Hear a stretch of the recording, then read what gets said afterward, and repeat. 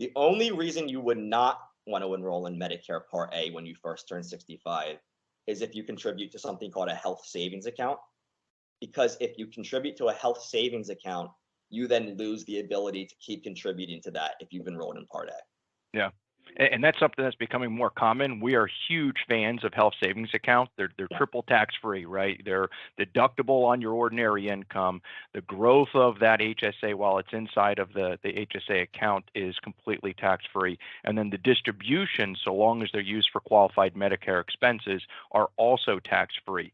So if an individual is healthy, has a high deductible plan, we advise maxing that HSA. We also advise that they use other assets to pay for prescription drugs and also medical expenses. Rather, let that HSA continue to grow and build, because it is triple tax free, to be used later on in life, post retirement, when the medical expenses might be higher. So I'm glad you brought that up, Colin. I think that's a great point. But it means that employee has got to be really focused on some of these enrollment periods when they retire. If they're 66, 67, they didn't enroll in original Medicare, they got to make sure that they don't get penalized or fall behind. So if they are going to make that enrollment, let's just utilize that example. Individual 67, they're now retiring, but they've been doing the HSA. How do they go about enrolling in Medicare? Is it back to that original website, medicare.gov? And how do you walk your clients through that process?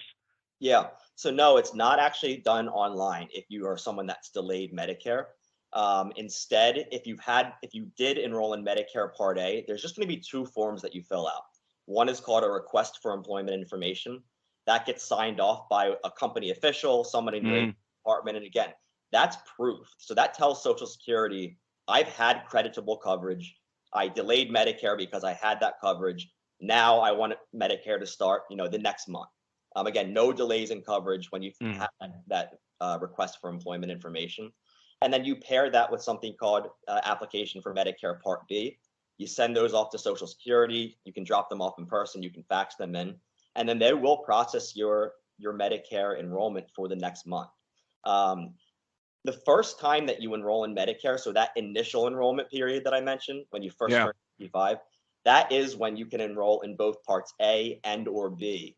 Online, and you use the Social Security website. It's actually ssa.gov, and it's they've made it really pretty simple to do. So, so there's kind of two ways that you can enroll, and it really just depends on what enrollment period you're using. Thank you for watching our video. Please remember to subscribe to our YouTube channel. Look at our links below for ways of getting in contact us, and message us if you'd like us to add you to our monthly newsletter.